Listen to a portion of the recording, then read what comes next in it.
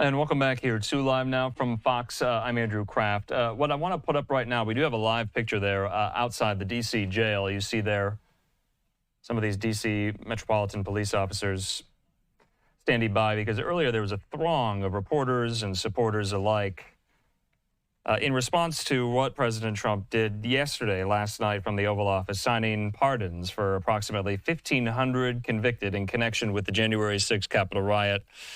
Two of those individuals were Enrique Tarrio and Stuart Rhodes. They were two of the highest profile January 6th defendants, and they received some of the harshest punishments.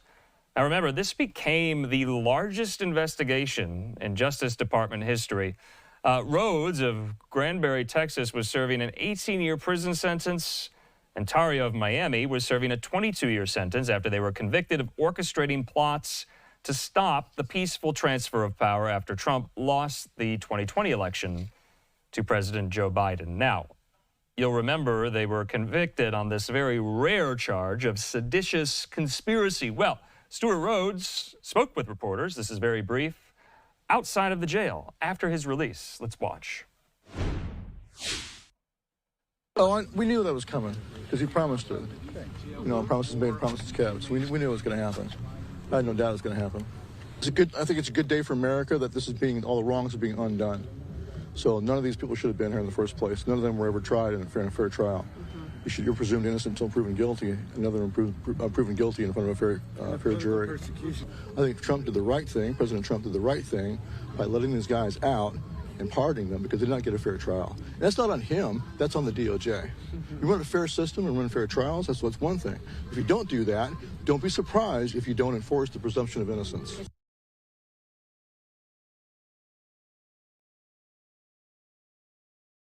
All right, back out live there to Washington, D.C., outside of the jail there. Back out live also to the U.S. Capitol because I just wanted to go into this a little bit more.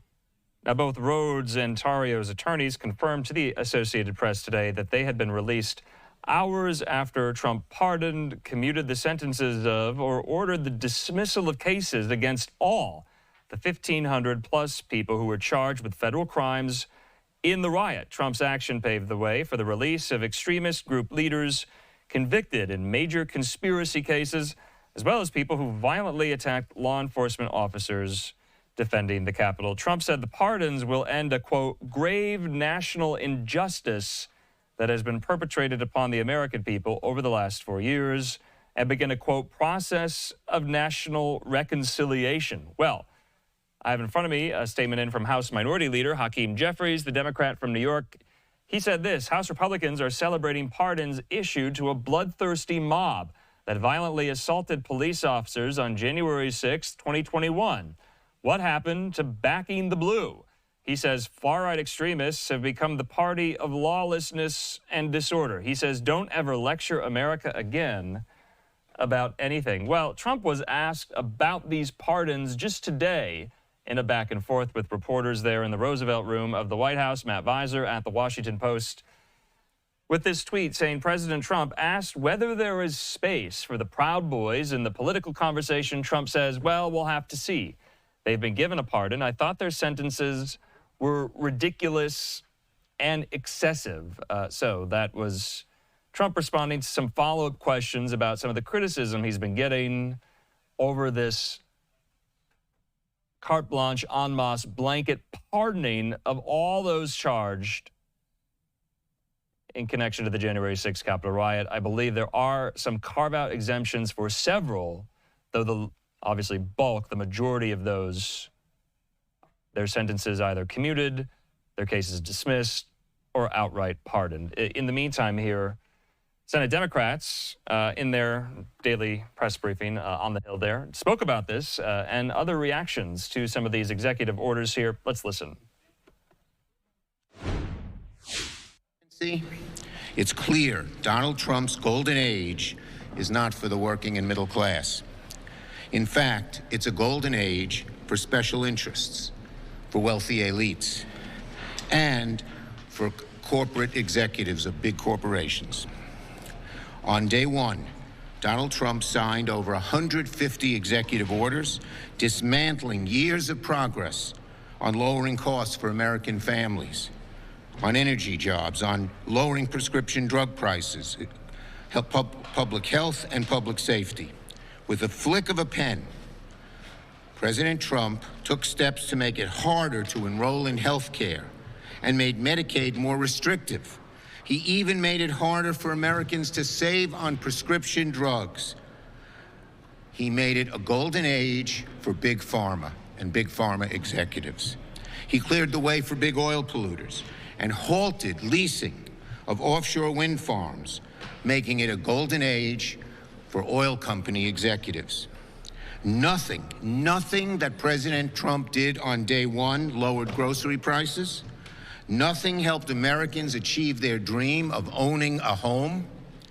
Nothing will help working families earn more and save more. Who exactly is Donald Trump's golden age for? Not for working Americans, and not for your family, and not for you.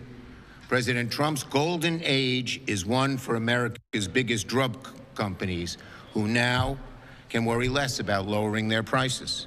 It's a golden age for America's richest oil executives, who want nothing more than to kill clean jobs and deepen America's dependence on fossil fuels and raise the price for you at the pump. It's a golden age for America's top 1%, who want another $1 trillion tax break, paid for on the backs of working families. And sadly, it's a golden age for lawlessness and lawbreakers who were pardoned yesterday by President Trump. There is no other way to describe President Trump's pardon of January 6th offenders than un-American. It is so deeply un-American to do that, to pardon them. And let's be clear, President Trump didn't just pardon protesters. He pardoned individuals convicted of assaulting police officers. He pardoned individuals convicted of seditious conspiracy. And he pardoned those who attempted to undermine our democracy. It's a betrayal of the highest order of our Capitol police officers who risked their lives to keep us safe. It just is so cruel to the Sitnick family who lost a police officer. When President Trump talks about a golden age, this is what he really means. Richer drug companies, more powerful oil executives, freedom from criminals who attack our police officers and attack our democracy. It ain't a golden age for you, average American, that's for sure.